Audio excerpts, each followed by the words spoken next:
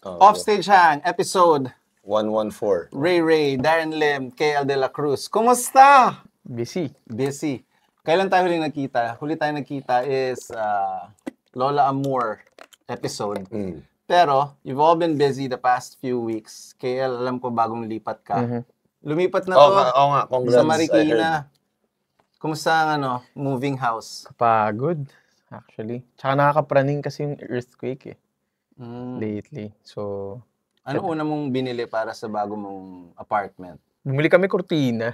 Tsaka aircon. Kurtina, Tsaka bago kama. Kurtina, Oo. aircon, internet, meron na? Meron na rin. May kama na? Meron na May rin. ref na? Wala pang ref. Wala pang ref. Yun pa yung kailangan. Mesa? Meron na. May dining na. Tapos, Couch? wala pa. Wala pang couch. TV? Wala pang TV. So, Recording equipment? nasa bahay pa. Hindi ko dinala eh. Hindi Tsaka pa. may kodama naman. So, Hindi, may laptop ka naman. may laptop Guitars? din. So, yung guitars ko nga, pinag-iisipan ko, dadalhin ko. Parang, Kailangan mong dalhin. hindi kasha eh. Kailangan mong dalhin. Ang daming gamit. Kami ni Darren nagkita tayo 2 weeks ago. Yeah. Sa bahay mo. Yeah. Tell us about- Yeah. tell us Oo about nga pala, the- yun na sa shoot. It's a new project for D&D. Oh. Di pa tapos yung final product eh. Pero it's a shoot, commercial shoot. Yun. Featuring the new D&D guitars. Hindi lahat. Pero nagkataon lang na nandun yung kay Mom na yung bago ni yung Mom. bago ni Mom. What do you call it? The new T-Rex. T-Rex siya T-Rex. yung colorway lang. Parang sparkle. Sparkle. Nice. Nakita Ayun, ko din ayun. yung ano pa yung guitars na nandun. Ang dami. Hindi ako Yeah, naman, yung wala mga akong buong Lightfoot. shoot pero Yung mga Lightfoot na guitars nandun. Tsaka yung mga... 7 string ba yung nakita ko? 8. Nakita ko yung mga gitara ni 8 na 7 string. That's what I wanted to say. 7 string. Yun, tapos more yung mga amps na bago, yung Lightfoot. Yeah, tsaka yung Yung Dixon amps na yan, drums. pang busking bagay. Kasi may mic Yeah, input eh. yeah. I think parang lahat ng mga amps ngayon, di ba, na lumalabas, parang medyo, parang ganun papunta. Tama ba? Yung May mga Bluetooth. Oo, actually. Ano Hindi ko alam ibig sabihin bakit ng nga eh. Bluetooth. So yung playback Pwede mo ka nasa mag-playback. Bluetooth. Oo, yata. Pang Multi-purpose. busking nga. Pero Diba? parang lahat ng amps na lumalabas ngayon, ganun, di ba? Parang nagiging practice amp na rin. Oo. So, yeah. Yan ang kailangan natin nung bata tayo eh. Di ba? Parang may playback ka to learn the song. Di ba? You're using one speaker Yeah. just to learn the song. Tapos nandun yung app isa mo, lang tapos yan. may mic ka na, pwede mo nang kantahan.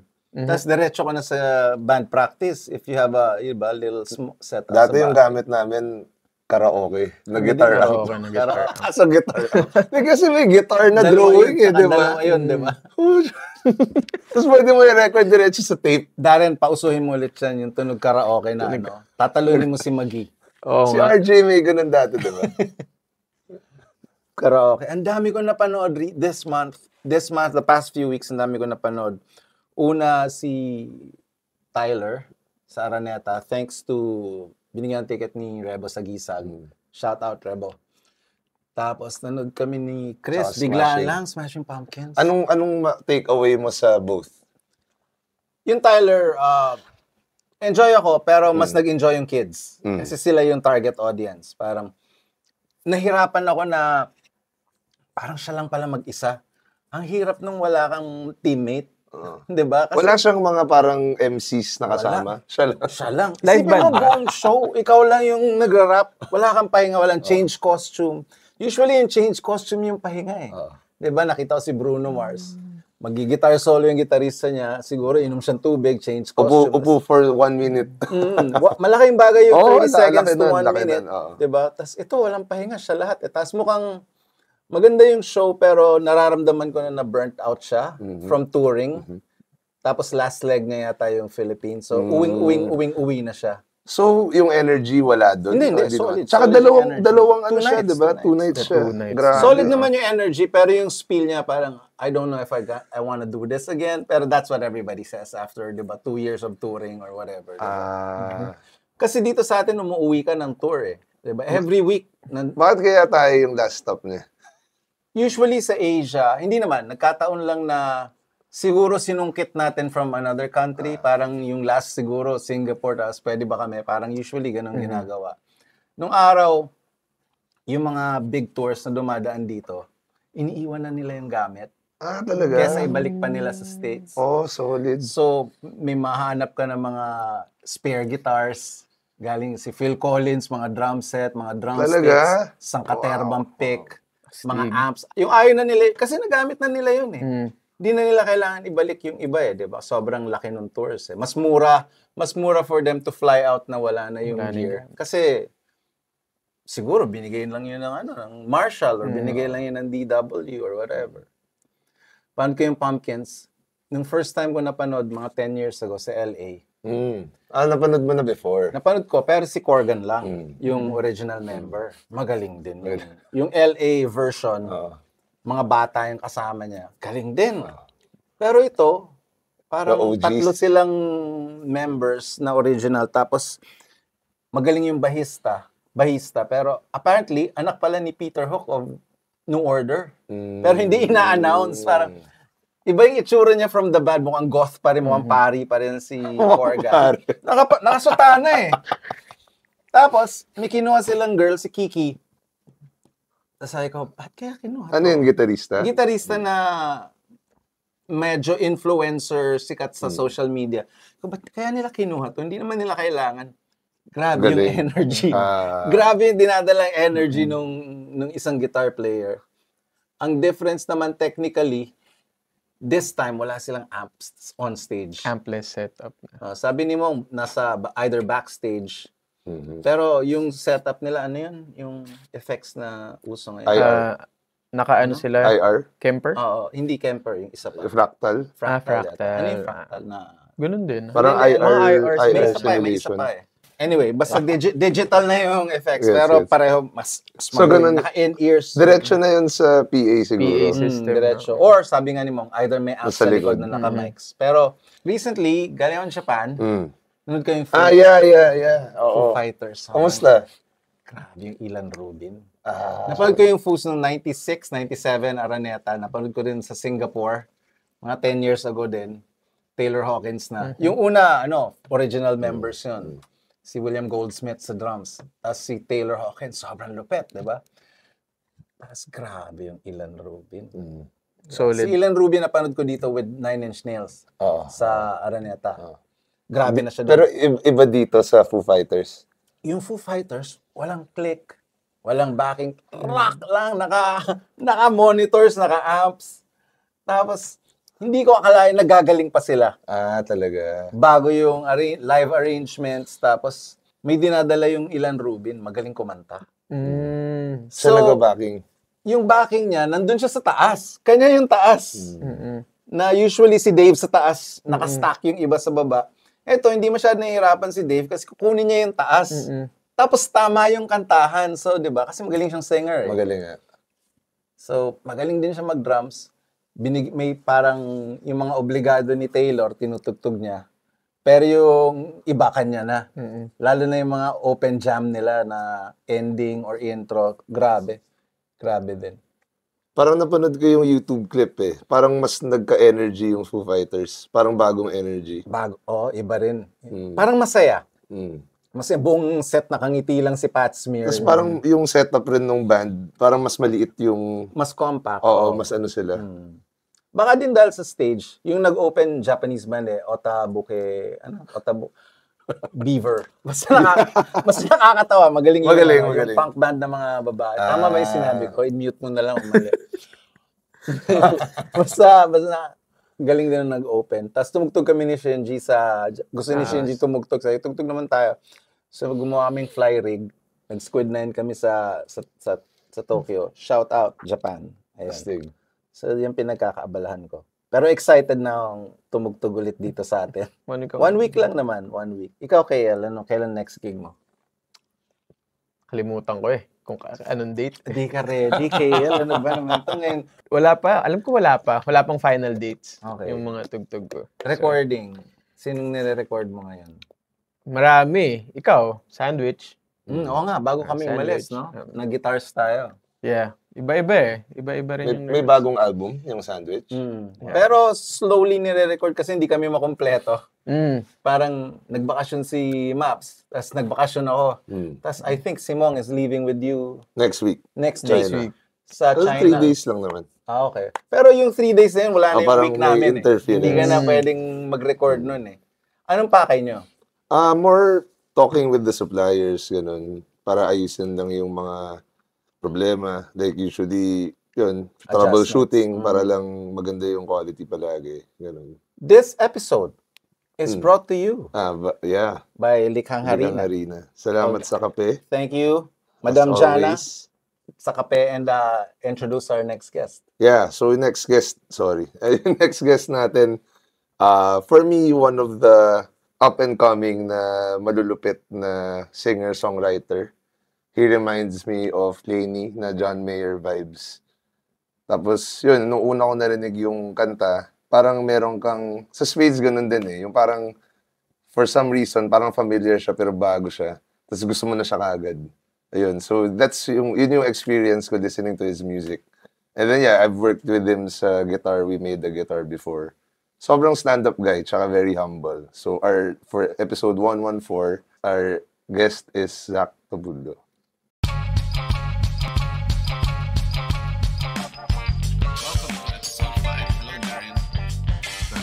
Offstage Hang, episode 114.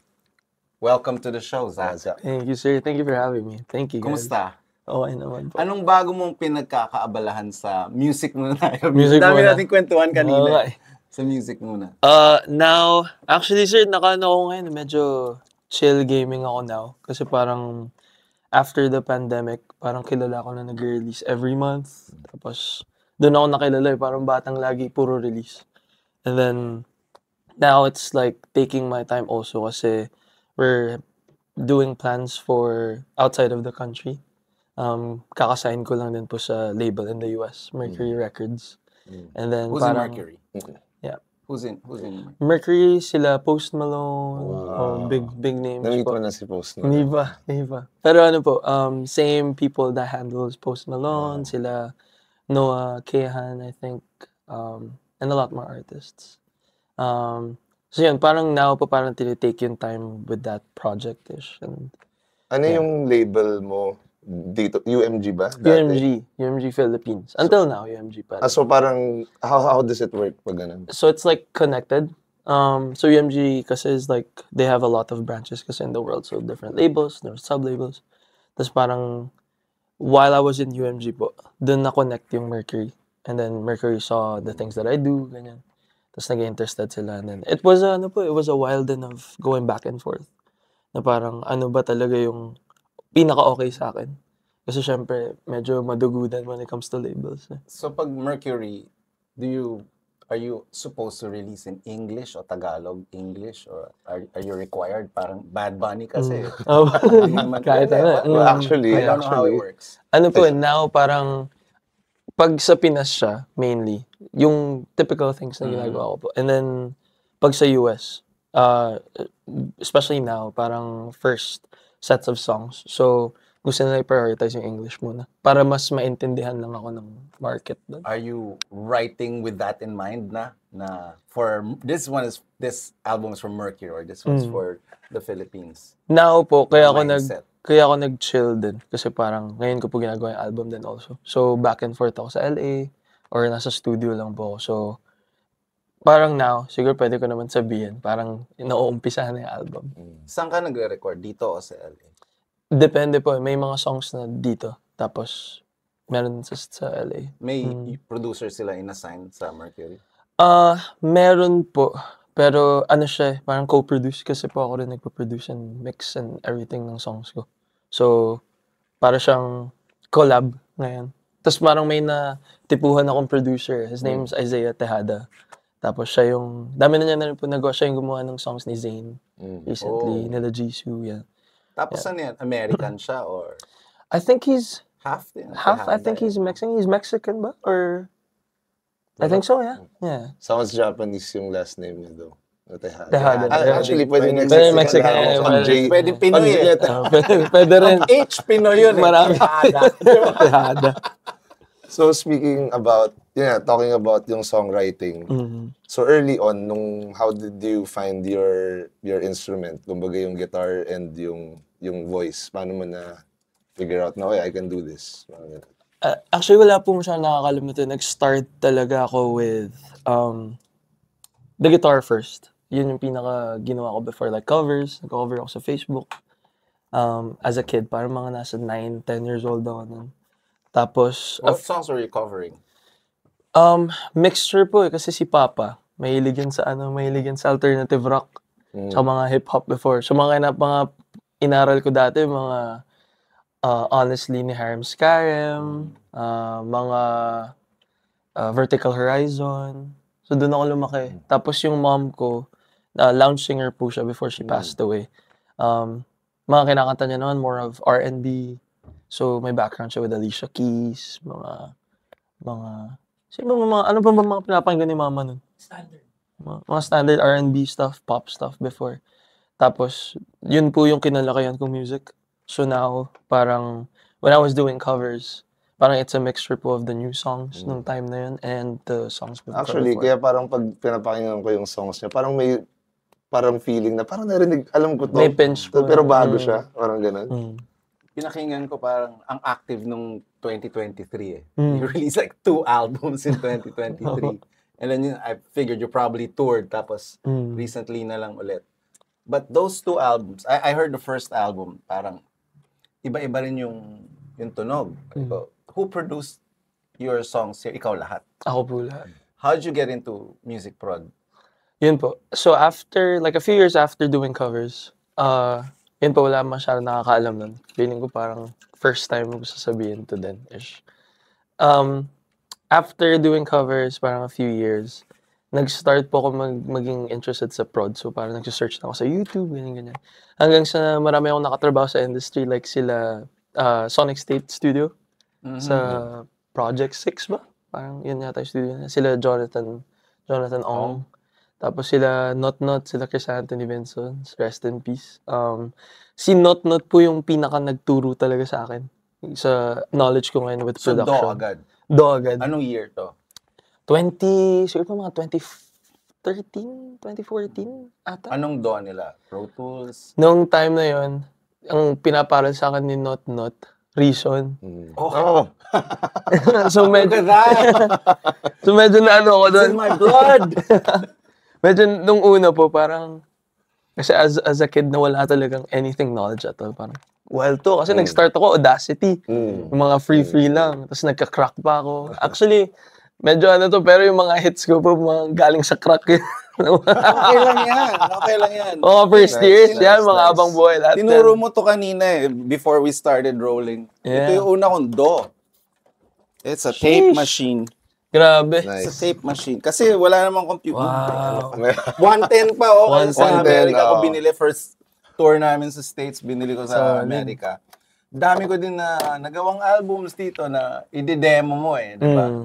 Tapos yung mga unang bands na walang label, kasi pag may label ka lang may budget mag-recording eh. So yung mga Sandwich, yung mga unang Dyan. single na Dito. na-release sa radyo dito, Grabe. mastered on mini disc. Wow. Mini-disc pa. Mini disc. And you recently got one of these. Recently po. I got it in... Kasi nga na-addict ako ngayon sa ginagawang tunog ni Maggie eh. Iba eh, parang siya yung... For me, siya yung isa sa mga nagbalik ulit nung sound na dati na ginawa niyang modernize. So parang even me who... Well, I do have backgrounds with old school music, but at the same time, parang ngayon ako parang, wow, nabalik niya ng modern take na parang kayang pakinggan ng kabataan ngayon Na-shock talaga. ako dyan sa tunog na yan. Kasi yan yung iniiwasan tunog ng bata kami. It's the direct to the board DI. sound. DI. Basag, di ba? Oh, Madumi. nagka-crack yung tape na luma. So iniiwasan. So we were all buying mga Sans amp and all these amp simulation things. Tapos bumalik. Kasi ano nangyari? Bumalik ulit. So yun, parang... So do you use it like, you use your tape machine sa studio or you bring it live? Tas I tried po, pero hindi siya parang kasi yung delicate niya na ngayon. So parang pag dinala ko siya, tas kunwari mabagsak ko, parang ay, sayang to. So kumuha ka na ng Especially JHS. ngayon. Hindi JHS, meron pa akong anong brand ba yun? Sinend nila sa akin ng free. Sabi nila, sige, gawa ka lang ng video with us. Wow. Tapos, ginawa ko lang sila ng konting video. Ano yun? Which one is that? Let me check my phone for real quick. Ganun kabago Super bago siya. Hindi pa sila kilala. Tapos, kaya niyang kunin yung Porta Studio na sound. Real deal. Templo. Oh, that's the sound. Yeah, that's the sound. Basag eh. So, parang yung concept niya nun was mimicking the sound of a Porta Studio. Na vintage na DI na pag crank mo ng todo, basag, nandun yung Bumabas, distortion. pero pag hindi, suwabe lang. Dati nga po, di ba yan yung parang, yun nga sabi niyo sir, parang hindi siya iniiwasan. Kasi gusto mo yung malinis eh. Ngayon, putik, ang nauso yung madumi. Ang gusto na yung naka-amp. Yung naka-amp. Yung naka-amp yung tunog, yung warm. Ayan na yung amp nila. Sobrang uso baliktad. na. So, paano ka napunta sa The Voice Kids? And paano ka bakit ka sumali? So, actually po yung nag-start niyan si grandmother ko. So, si grandma ko, siya talaga yung nag-push sa akin kasi nung bata pa lang po, gagawa ko covers, ganyan. So, parang napansin nila na, sige, try natin, baka kaya to sa TV, ganyan. So, si Lola. Anong pangalan ni Lola? Josephine. Nandyan pa ba siya? Nandyan pa. Shout out. Healthy na healthy. Yeah. Mami. Yan, pinapanood ba to? Nakakatawa kasi actually hindi lang The Voice Kids yung inumpisan. So there was a lot of competitions like Talentadong Pinoy Kids. TV Tapos, lahat. TV lahat. Hindi naman Town Fiesta na. Hindi. Tapos parang lahat ng mga to, parang it took us 3 years din bago may mangyari talaga. Kasi yung 3 years na yun, every time na pupunta kami, pila kami from 2 a.m. Tapos thousands na pumipila. Especially dati, usong-uso po yung 2 auditions. a.m. ang pila? 2 a.m. inaagahan lang namin po. Kasi pag 2 a.m. pa lang may pila na eh. Kasi Anong oras umaga siya. Anong oras darating yung mag-check nung... So, May lista? ang mangyayari po parang 2 a.m. kailangan maaga ka na kasi sobrang haba na ng pila na by that time. Kasi pag mas maaga ka, mas mabilis ka makakapasok dun sa venue. So, gagawin ng iba na same din yung iniisip. Sige, agahan natin. So, 2 a.m. pa lang, sobrang haba na ng pila. Tapos ang start po talaga ng opening around 5, 6 pa. So, yun, gigisingan ako ni Lola na, Hindi gising pwedeng ibang tao yung nakapila? Pwede naman po. Parang sa shoes. Parang pwede naman. Ang ginagawa ni Lola, kaya love na love ko yun si Lola before. Siya yung pipila para sa akin. Tapos, sige, mag-McDonald's ka muna, mag-gato ka muna, kain ka muna. Saan niya? ABS? Hindi po. Iba-iba eh. Yung isang time, nasa SM San Lazaro kami. Tapos meron isang time Resorts World. Tapos may isang time, parang isang pang SM yata. Kasi doon uso yung mga audition sa malls. Ang pinaka naswerte kami was The Voice. So, yan po yung isa sa mga nakapasok ako. And then, how does it go? May screening committee before you even get to the program? Parang ganun po eh. So, there's like a whole line. Pag makapasok ko dun sa, there's like different rounds to it. Dun sa mismong place ng audition. So, if I can remember correctly, there was 3 rounds. So, you get in the first round, move in ka sa second, you'll be performing plus may VTR stuff yata na gagawin. And then, once you get in there, yung third, parang may pinaka-last judges na sa'yo, Who's mag-judge. choosing the songs? Us po. That's for that audition lang. Sa Anong mga places. requirement? Kailangan ba Tagalog, English, luma, bago? Wala naman. Parang go there kung ano yung, parang talent po talaga. So Ano yung kung go-to? Ano yung dala mo? kung ano yung dala mo. Anong go-to song mo? Iris, Gugu Dolls. Astig. Yun talaga. Tapos, I hear that in your songs, the 6-8-4-4 thing. I hear it every album. Meron yan.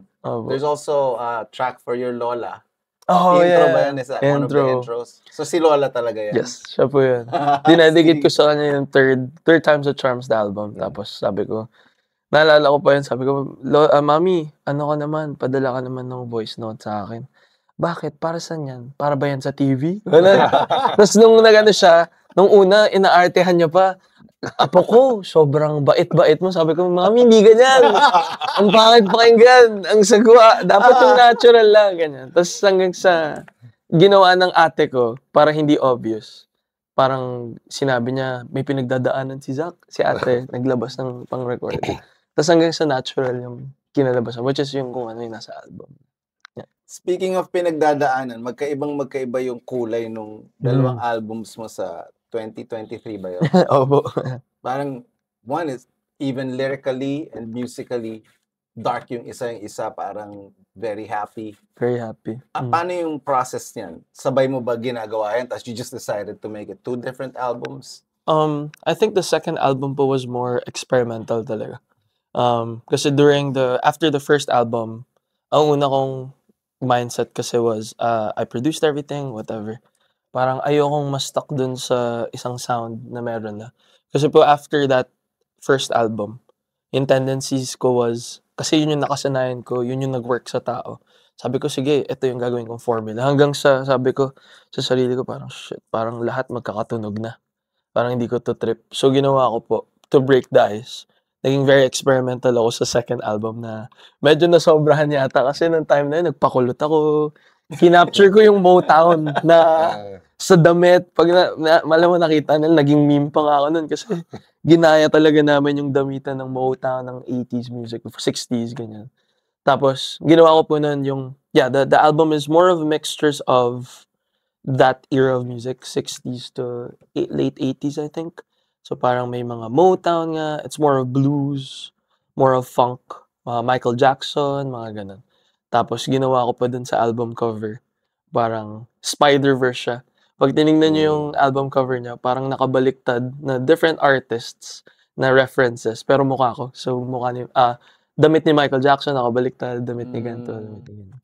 Yun. So, yun yung difference nung second album, directly towards that experimental sound. And then third naman was more of what I wanted to release for a very long time na. Kasi po parang nung third, gusto ko, ayoko munang gumawa and try to get that hit. I want to make something na galing talaga sa gigil ko or puso ko and all that. So, yun po yung kung bakit parang mas dark to and then mas light yung prod and lyrics and all of the second and third. So, starting from The Voice Kids, tapos ngayon naka-release ka na ng 3 album. Parang how do you handle yung pagkaiba nung, I mean, bata pa lang, medyo nandun ka na. Parang how do you handle yung, I guess, yung fame, tsaka yung mga distractions na kasama nun? I think it was really hard for me. I think I was very vocal about also na after that second album, that was the phase na dun talaga tumatak yung fame and parang mga consequences and everything that I've been doing. Kasi as a kid, Why do you call it consequence? ano po siya, it's like, sometimes kasi when you, for example, like, syempre ako, I was young. I was really young. So when fame came in and money came in, dumating po yung parang sides ko na gusto kong enjoyin lahat. Na I came from a family na sobrang solid namin of a household. My faith was there. We were always Christians po. Tapos parang for the first time in my life, I wanted to cut that off. So what happened was, after I got everything, medyo naging rebelde ako sa family ko yan, kay La Papa. Nakaaway ko sila Papa for like a year, 2 years, na hindi kami okay. Ginawa ko, I got my own place. Tapos I got with a group of friends na wasn't the best for me during that time. And then, dun po nangyari consequences na because the fame came in, the money came in. Hindi man po ako vocal kasi hindi rin ako masyadong malabas when it comes to my personal things. Pero there was a time na, syempre, pag nasa top ka or nasa pedestal ka, may mga taong gusto kong batuhin. May mga taong sisilipin kung ano yung ano. Hanggang sa everyone wanted to drag me down. Even my friends who I became friends with for years, medyo nagka-traidoran, nawala sila sa circle ko, unexpected things. And then everything was like just going down for me po during that time. Parang, What year was this? wow. This was 2022, 2023. After the pandemic na. 2023, 2020, ganun, mga ganung era. So it was a hard time for me po in terms of nag-social media hiatus ka yeah, yata. social media hiatus in a way. I got depressed.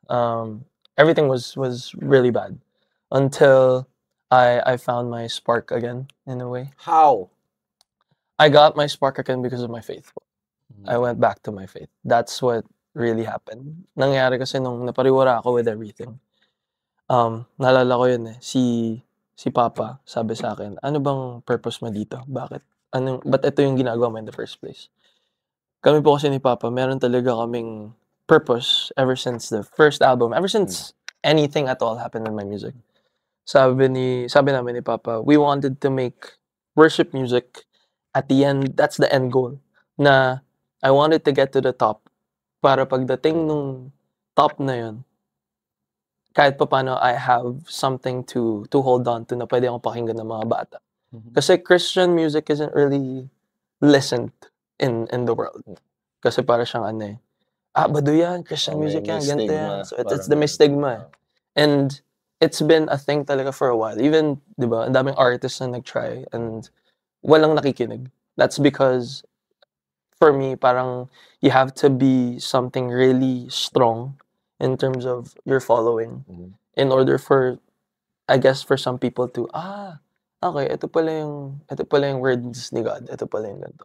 So parang our goal was always to get to that part of my life, and then after nun, I would just put out music that would sort of get and capture those hearts po na gusto maniwala, of course. Yeah, it was my faith, sir. It was my faith. Nakabalik ako, I started talking to him again, and then after I surrendered everything to him again.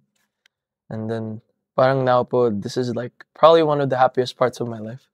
Good for you. Yeah. Yung, when you were doing contests as a child, sorry, pabalik-balik Yeah, yung no questions worries. na ni Darren, kung anong maisip namin. Anong takeaway mo sa contests? Not a lot of people, yun yung route eh. Diba? Some people like do clubs, some people do schools, Yeah. mga meet nila sa school. Anong takeaway mo sa lahat na yan? I feel like competitions in general, especially now, it's not the way it used to be, where that's the only platform kasi na magkakaroon ng chance yung tao or bata na marinig ng lahat. Especially now, like, social media is such a big thing. Na, honestly, like, competitions aren't the only goal or, like, the only thing to do para lang makilala ka or to hear your music. Do you have regrets? No, definitely not po. Kasi parang, because of The Voice, because of everything that I went through, I wouldn't be who I am today. So, I believe po kasi na lahat may reason talaga si God eh. So, kung pinagdaanan ko yung depression na to or pinagdaanan ko yung ganito nung bata ako, parang feeling ko po hindi ko kayo kausap ngayon eh. Wala ako sa pwesto na to ngayon na masasabi ko tong words na to and to share these experiences. But yeah, ano siya eh, parang during that time when I auditioned for The Voice, definitely that's one of the things na, sige mag-audition tayo para marinig ng tao yung talent ko. Ganun. Pero now, may TikTok na, Instagram Reels, everything is there. From that world, from the TV world, who did you consider your mentor? Mentor. Coach niya yata si Bamboo. Kasi Coach, What's your takeaway from Bamboo? Coach Bamboo, he's always been my hero. Here. What did he na ano sa'yo? No, What did you absorb from him? I think it was more of the performance aspect. Na parang, yun po yung pinaka natutunan ko kay Bamboo. Na parang, once you step on stage, and even now, nandun pa rin yung power. Na parang pagkatapak mo dyan, dapat ikaw yung pinakamagaling. Dapat ikaw yung power nandun, lahat nandun. So, yun po yung pinaka nag-instill sa akin. Ever since I started performing, every time I stepped on stage, si Papa rin po yung pinaka-mentor ko. Gusto niyang i-instill sa akin, ano yung sinabi sa'yo ni Bamboo ng time na yun. Okay. So, pagbanat na, mapapansin ng tao, wild naman na ito, masyadong OA, tumatalon, ganyan. Kasi parang gusto ko po i-project yung ano na yun, yung parang passion when it comes to the music. Yun po kasi yung hindi rin alam ng marami. Mahirap. Ang pinakamahirap in performing is to give the energy to the crowd. Sobrang hirap niya. And sir, I feel like you know that also, di ba? Parang mahirap siya. Singer ka pala talaga. Tsaka si mama mo, right? Yes. So, nagbaband kasi si Papa nung college. So, parang... Anong college ka? Lasal. So, parang lahat ng knowledge ni Papa tsaka ni Mama na parang yun yung nabigay. Tapos yun din yung lumalabas sa akin. So, the coaches and The Voice and the behind-the-scenes coaches were there to more just guide us in the performances. Pero in terms of instilled na parang technique or whatever, it's mostly sila Papa. Sa ano naman, when you start, how did you start making your songs? Anong year yan? Ilang taon ka? I started creating my actual songs when I was 14. Una ko pong sinulat nun about sa crush ko pa nung time na nabinasted ako.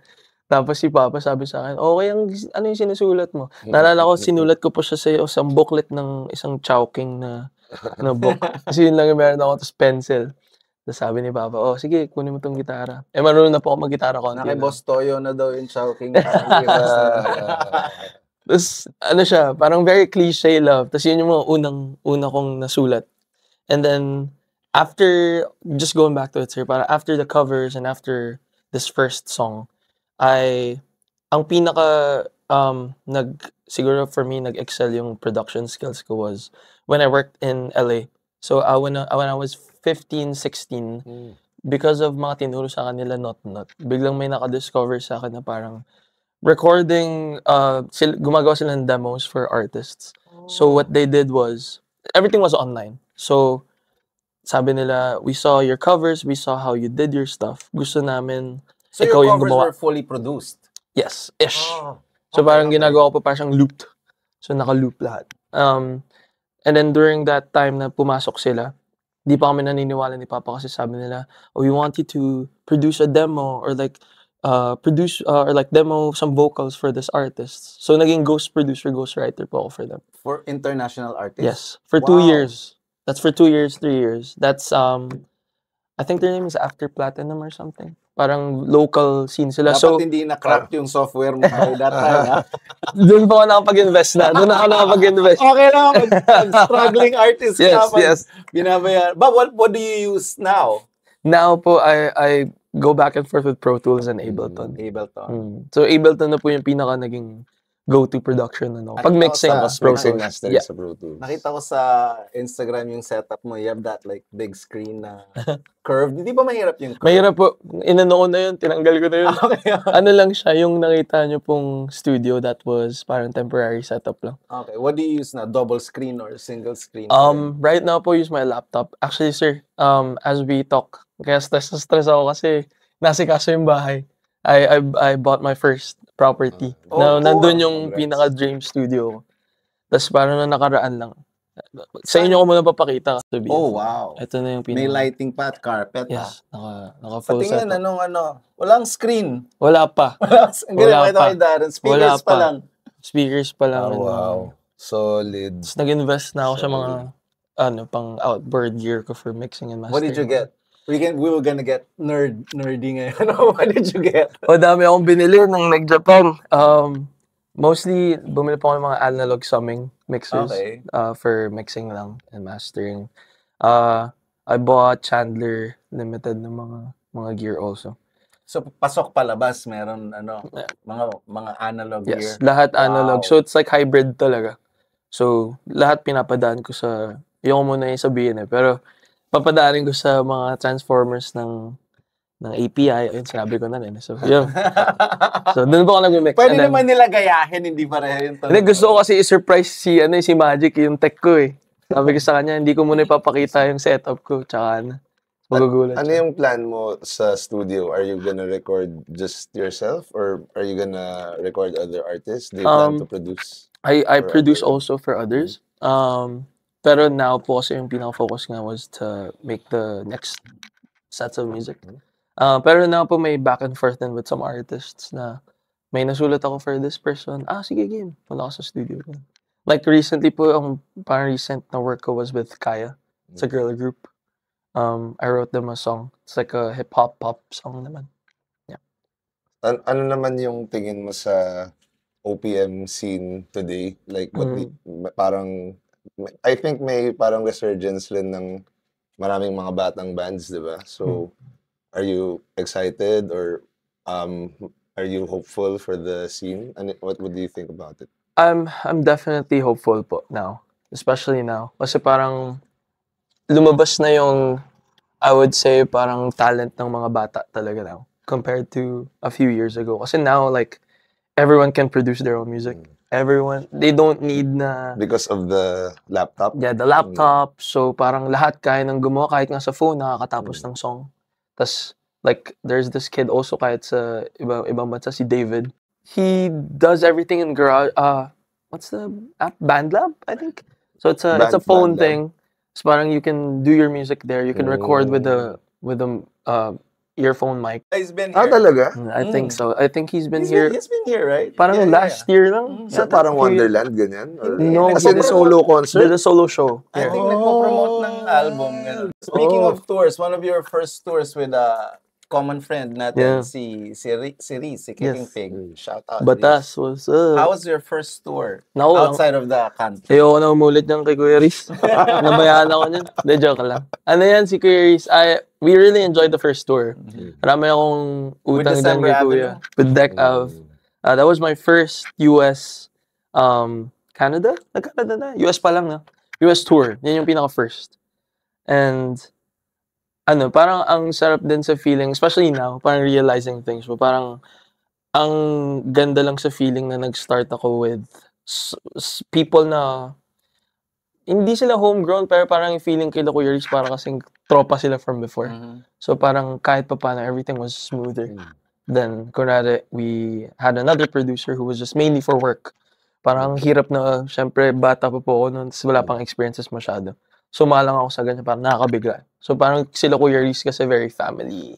And na-meet ko sila, wife niya, and then mga kids and whatever. So parang, nandun yung feeling na ako, parang feeling ko nasa Pinas pa rin talaga ako.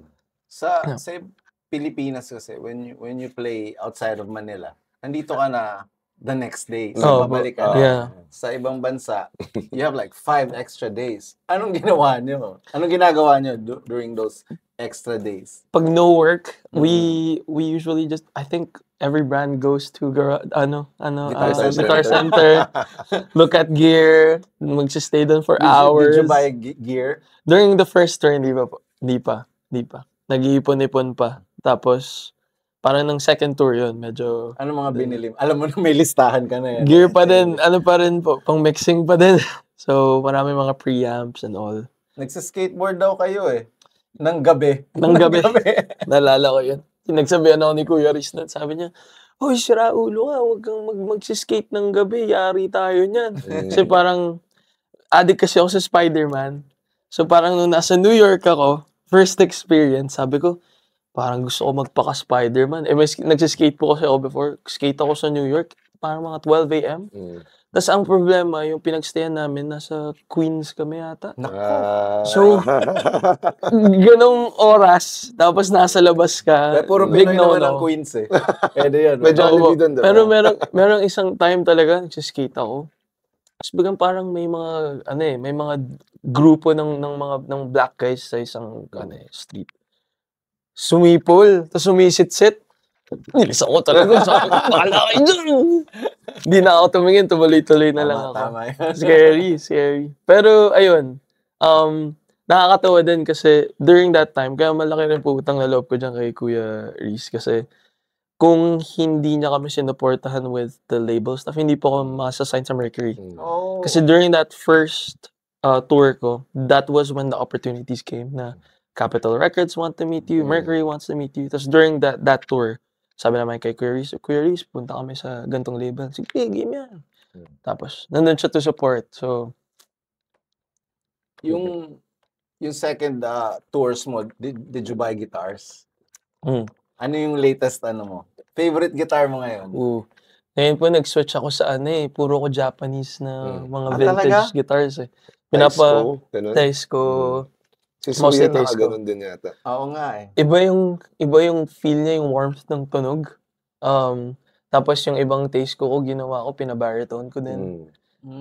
Parang, sobrang kapal ng tunog niya. So, ang ganda niyang i-layer sa iba't ibang instruments, especially pag, At some point, may gitara kayong ginawa.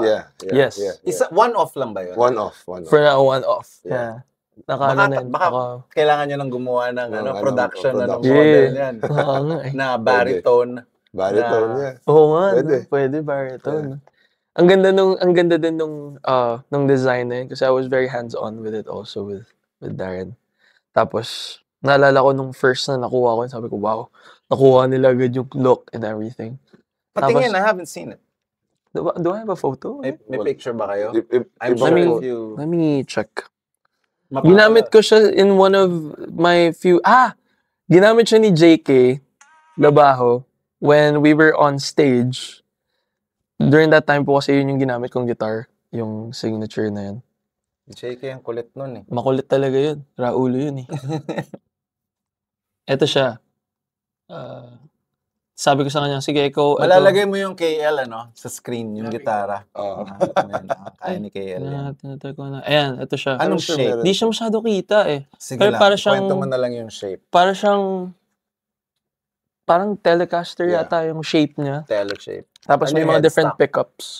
Tapos yung headstock parang gusto kong i-mimic yung PRS. Yeah. Yung PRS. Tapos sabi John ko, Mayer. yes, Mayer. Oo. So Tele ang na gulo niya. Mayer. Tapos, Tele na Mayer. Tapos may lightning ba? may lightning. Kasi po yun yung logo ko before. Tapos yung mga Zina pickups. Lightning. Yeah, Zina Lightning. Kasi iba-iba yung pickups niya yata, no? I Yeah. forgot eh. Parang may humbucker, tapos Kailangan meron mo din. i-production model na yan. Solid Para, din. Solid din. Who's your favorite guitar player right now? Besides Magee? Besides McGee, I think, ano po talaga kasi ako like lumaki ako, Mayer din talaga yung, John Mayer. John Mayer talaga yung fan ng ano ko. Naging fan ako ni Mayer Who do you talaga. listen to now? Right now po, mixture of, Like on your Spotify, sino? right now, Mhm. non-stop ako, Olivia Dean. Ngayon. Lavedine. Olivia Dean. Olivia Dean. Have you heard of- Hindi ko, I've narinig ko heard na siya, but hindi ko pa narinig yung We songs. gotta eh. check it out. Iba Oh, din, yun na. iba din. Ano siya, very, I would say raw. Sobrang raw artist. No need all that auto-tune. Yung vibe lang. May pagka-jazzy, bossa nova, pop type, funky music. Ganda. Who have you seen lately live na that impressed you, local or international? Ooh, local or international. Did you watch Tyler? No. I'm not a fan. I saw Too much. Okay. I know some of his It's like, songs. fan. okay. Pero not too, pero hindi Ganda sobra. na. Hindi sobra. Sino ba yung recently? I think I've seen a show recently. Eh. Naalala ko lang po kung sino. Hindi rin po kasi ako mapunta sa concert. Sobrang dalang. Unless Sa talaga Japan parang, wala kang pinanood. wala. Gusto ko nga po eh. Parang Sa gusto ko. US nung huli mong biyahe. Huling biyahe. I think isa po sa na naging friend ko rin si Kashi. Siya yung isa sa mga last na shows yata na napanood ko. Sa mga artists dito na local na nakasabay mo, who are you impressed? Pinaka-impressed po na ako. Iba talaga Spades eh. love Iba ko rin ang talaga. Spades eh. Are you Ano, watching? Agree. Are you watching? I want to. Blaster. Zil, baka naman. Si KL was in the rehearsals recently. Oh. Iba talagang ibang Spades. Like, ano po sila eh. Like, growing up then. Actually, yung Nangangamba, yung first song ko na nirelease nung pandemic, which parang nag-fly lahat. Spades was one of the influences. Si Corix din. Parang ganong tunog. Parang very Spades-ish. Kasi marami nakamiss ng Spades. So sabi ko, parang gusto kong gumawa ng ganong vibe. Tapos nagustuhan nila. So parang, okay, solid. Iba, ano din sila, mga idol talaga. Galing. How about, Masasamang tao yun eh. How about sa tour? Meron kang any future tours coming up? Ano yung mga plans mo? Ngayon po, as of now, wala pa. So, just making the US music. Okay. Tapos, I think once everything is done, baka po dun magkaroon ng tour dates again. I do have a song coming out next month, November. That's one of the first songs I've done for the US thing. So, yun po, exciting. Did you shoot a video for it na? Di ba po? So, Pero sabay yun eh, usually when you release something. usually Meron po. kang favorite director that you work with? Right now po, nag-click kami ni Jonathan Placido. Siya po yung parang go-to creative score now. When it comes to, nagpa-provincial tour kami, nagawa kami ng videos. Siya yung kasama ko with edit and everything. Yeah, siguro po siya. When you went to Japan recently, yung photos medyo arte. Do you take it or meron kang photographer? Ako po, ako yung lahat. What camera did you use? I was using a ZV-E1. Tas Sony? Sony. Tapos ginawa ko po yung... Pero parang analog eh. shot namin ang ginawa ko po kasi, yung girlfriend ko, pumunta kami ng Japan to take a vacation. Tapos bumili ako ng parang second-hand store yata may nakita ko anamorphic lens. Kaya Tapos, para cinematic. Para cinematic. Wow. Sabi ko, autofocus, tas ang mura. Parang naka-recipe yung mga Ganda eh. Sabi ko, game na to, pak.